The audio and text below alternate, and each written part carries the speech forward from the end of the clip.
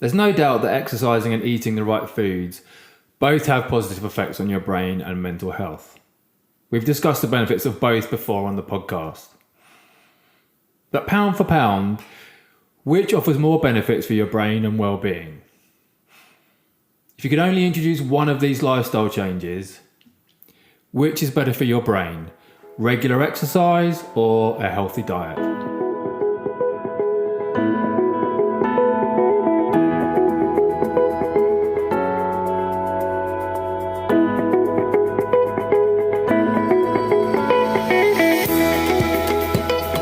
Welcome to episode 14 of Better Brain, Better You, where we are cultivating healthy brains and mental well-being at every stage of life. I'm your host, Dr. Ben Webb. How are you doing? I hope you're good and staying safe and taking really good care of yourself in these difficult times. Today, I want to compare and contrast the benefits for your brain and mental health of different types of exercise and diet. But before we start, if you're worried about your brain health and mental decline, I've put together a self-assessment that will increase your awareness of the risks that can lead to mental decline and dementia, just using a simple self-guided analysis of your habits and lifestyle and how these relate to your brain health. It's a quick and free self-guided assessment on aging and dementia, and you can take it at ologyonlinecourses.com/agewell. That's ologyonlinecourses.com/agewell.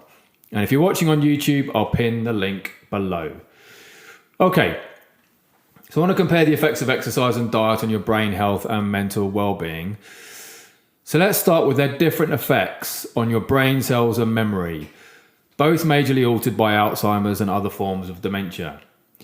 So inside your brain, there are billions of brain cells and trillions of connections between them. They underlie everything that you do. Your sensations, emotions, memory, thinking, conscious awareness, and even your social interactions with other people. And it's the damage, degeneration, and ultimately death of brain cells in certain parts of the brain that causes memory loss and dementia. So we really want to take good care of those brain cells, and not just in the latter stages of life when we're typically most worried about brain health, but throughout life, because the degeneration of brain cells that leads to dementia happens decades before we see any symptoms or signs of mental decline.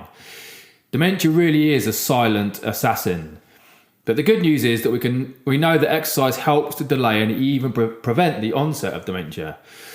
And one way it might do this is by growing new brain cells in one of the brain areas involved with your learning and memory, which is called the hippocampus. The hippocampus is heavily involved in the formation of new memories, which is one of the abilities that dementia takes away. And aerobic exercise specifically promotes a class of chemicals called brain-derived neurotrophic factors that can actually grow new brain cells. BDNF for short is a little bit like brain fertilizer for the brain. So if you sprinkle BDNF on young brain cells in the hippocampus, they will start growing axons and dendrites that helps them connect with other brain cells and turns into adult neurons.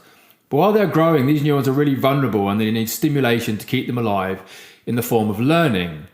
In the context of exercise, this learning can be to regularly play sports that involve complex movements, things like tennis, gymnastics, even playing golf. These sports that involve complex movements and concentration require you to learn them, and then they help these neurons to survive. And this growth of new brain cells through exercising seems to feed through to the overall size of the hippocampus, which is actually bigger on one side of your brain if you do regular aerobic exercise. This suggests a tantalizing possibility. Exercise could actually be a preventative measure for Alzheimer's. So what about the effects of your diet on your brain and memory decline as we age? Well, researchers have begun to determine how diet might affect the brain. Generally, diets which are rich in plant-based foods consist of minimal saturated and trans fats and incorporate dark green leafy vegetables and berries are good for the health of your brain. And a growing body of research now suggests that nutrition and diet can promote the growth of new brain cells, but also protect them from damage as well. Now, some of the specific food types include cold water fish, flax oil, berries, eggs, avocados, and kale. And if we just take a few of those to illustrate how they grow and protect brain cells, berries of all kinds, blueberries, strawberries, raspberries, and blackberries, are bursting with flavonoids. And flavonoids promote the production and growth of new brain cells in the hippocampus, just like exercise. But blueberries can also forestall age-related mental decline and protect you against Alzheimer's disease by clearing the brain of the toxic proteins that kill brain cells and lead to memory decline. Eggs sharpen your memory because they're a number one source of choline, a nutrient that 90% of us don't actually get enough of, which is a precursor of acetylcholine, a brain chemical that plays a central role in memory. Low levels of acetylcholine have been linked to Alzheimer's.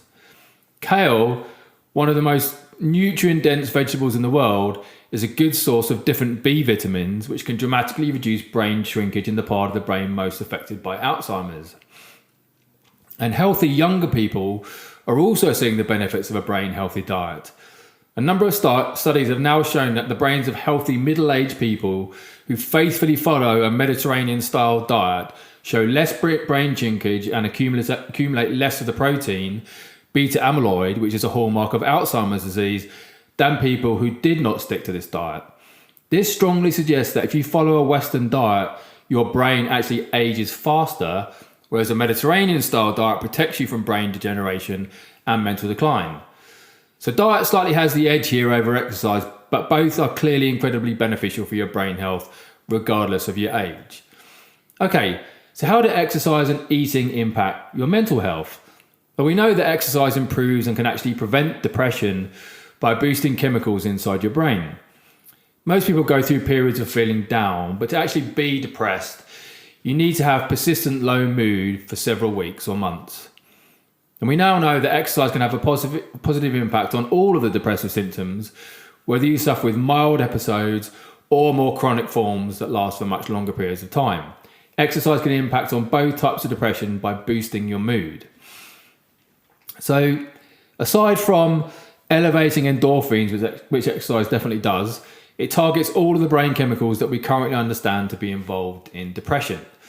For example, exercise elevates a brain chemical called norepinephrine, wakes your brain up, wakes you up, and improves your self-esteem. Movement of all kinds actually elevate dopamine levels inside your brain.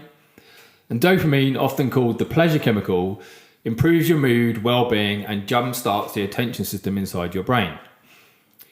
Exercise can also affect serotonin, which we know is incredibly important for your mood, your impulse control, and your self-esteem. And in fact, most antidepressants target one or more of these three chemicals that I've just described. But antidepressants typically work by raising or lowering these individual chemicals, or just a couple of them. But there isn't an antidepressant on the market that targets all of the brain chemicals that we know are involved in depression, whereas aerobic exercise acts on all of these brain chemicals, the neurotransmitters involved in changing your mood that make you depressed. So exercise, whether that's running, swimming, cycling, yoga, aerobics, gymnastics, whatever it may be, is a naturalistic and very effective antidepressant. Exercise also produces calming chemicals inside your brain that help you reduce anxiety and worry. So when you experience anxiety, you might feel physically tense. The symptoms include things like you become jittery, short of breath, your heart starts racing quickly, you might have a mild panic attack. And in more severe forms of anxiety, you might even suffer with chest pains as well. And emotionally, you feel afraid, you feel fearful. They may be the feelings that you have, but anxiety itself is actually a completely natural reaction to threats that might be out there in the environment. It activates the sympathetic nervous system inside your body, which activates the pituitary and adrenal glands. They go into overdrive during an anxious experience. But worry when there's no real threat there and you can't function normally when you're feeling this kind of worried state, well, that's what we might classify as an anxiety disorder. The experience of anxiety shares very similar physical symptoms to when you're actually doing exercise. Also, when you're having an anxiety attack, you often misinterpret external signals. For example, in a social situation, you might be having a conversation with someone when you're in an anxious state and you misinterpret their facial expression, for example. So they may actually be talking to you and interacting with you in quite a friendly way. But when you're in an anxious state, you're in this kind of heightened state of fear. So you might misinterpret their facial expression as angry when actually it wasn't.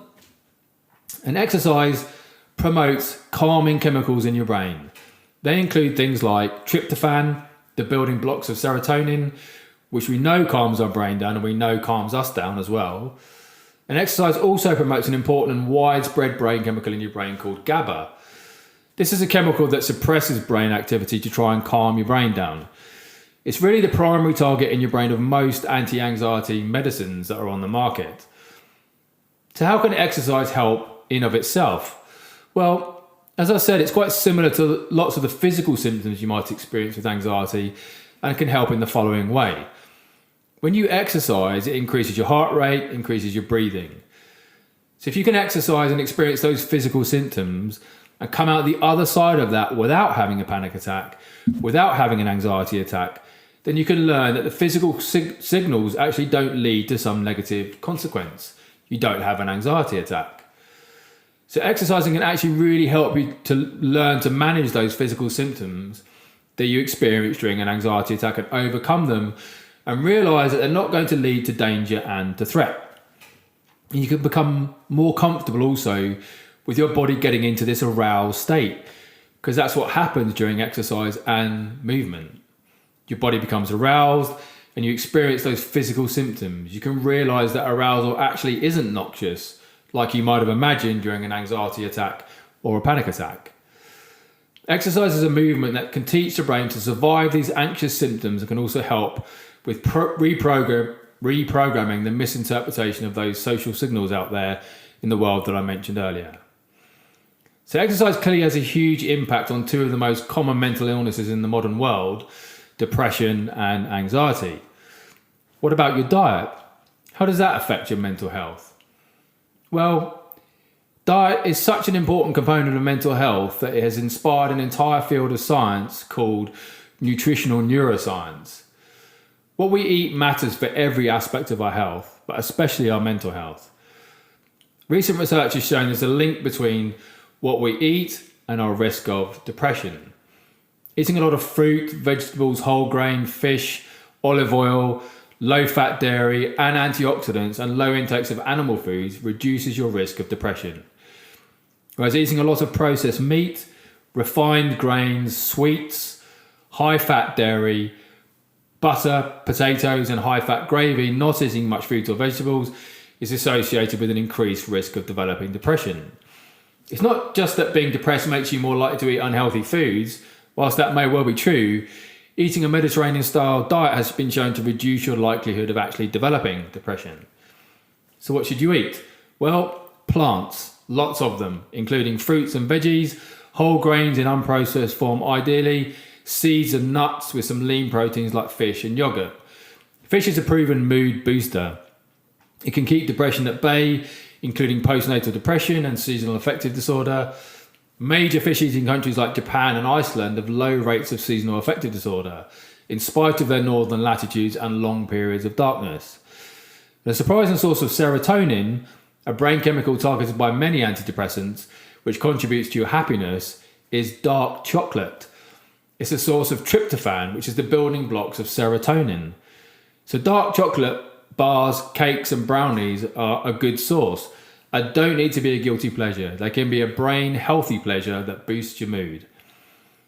Avoid foods made with added sugars or flours like breads, baked goods, cereals and pastas, and reduce animal fats, processed meats including bacon and butter. Occasional intake of these bad foods is probably fine. Remember, everything in moderation.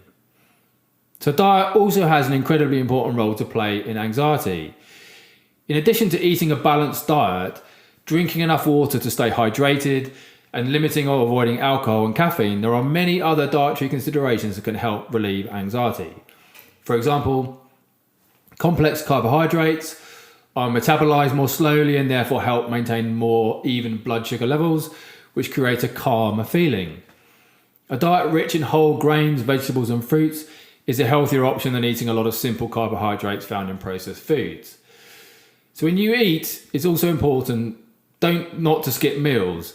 Doing so may result in drops in blood sugar that cause you to feel jittery, which may worsen your underlying anxiety. The interaction between your gut and brain is also very important. It's about 95% of serotonin receptors are actually found in the lining of your gut. And research is starting to reveal the potential of probiotics for treating both anxiety and depression. Specific foods have been shown to reduce anxiety. So foods naturally rich in magnesium may help you to feel calmer. Examples include leafy greens such as spinach and Swiss chard. Other sources include legumes, nuts, seeds and whole grains. Foods rich in zinc such as oysters, cashews, liver, beef and egg yolks have been linked to lower levels of anxiety. Other foods that reduce anxiety include fatty fish like wild salmon, which contains omega-3, fatty acids, asparagus foods rich in B vitamins such as avocados and almonds. These feel-good foods spur the release of brain chemicals such as serotonin and dopamine. They are a safe and easy first step in managing anxiety. So there you have it. What we eat has a huge impact on our mental health. Both exercise and nutrition seem to act in an analogous manner, operating as naturalistic antidepressants and anti-anxiety treatments by altering our brain chemistry to elevate our mood and control our anxiety and panic. So which is best for your brain and mental health? Well, the current scientific evidence suggests that exercise might be marginally better, but I suspect that is because the research field is not as developed as that on exercise. So regardless, you can be safe in the knowledge that incorporating one or both lifestyle changes into your life will undoubtedly have a positive impact on your brain health and well-being. Before we finish up, if you're worried about mental decline in your brain health, I've put together a self-assessment that will increase your awareness of the risks that can lead to mental decline and dementia using a simple self-guided analysis of your habits and lifestyle. It's a quick and free self-guided assessment on aging and dementia, and you can take it at ologyonlinecourses.com/agewell. That's ologyonlinecourses.com/agewell. And if you're watching on YouTube, I will pin the link in the comments below. So thanks so much for tuning in today. Please do stay safe out there, and I will see you next time.